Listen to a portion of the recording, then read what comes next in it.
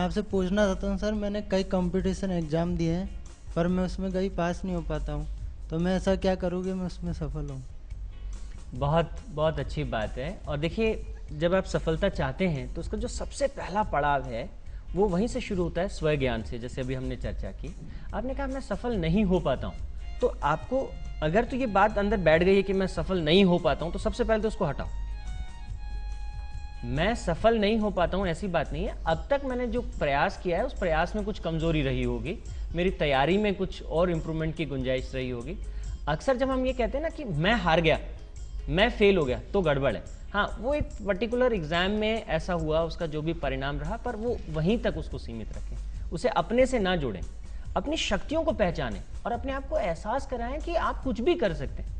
हम कहते भी हैं कि जो इंसान है वो ईश्वर का अंश है। क्यों कहते हैं हमारे मनीषी ये बात? ईश्वर का अंश होने का मतलब है कि हम वो सब कुछ कर सकते हैं जो हम सोच सकते हैं।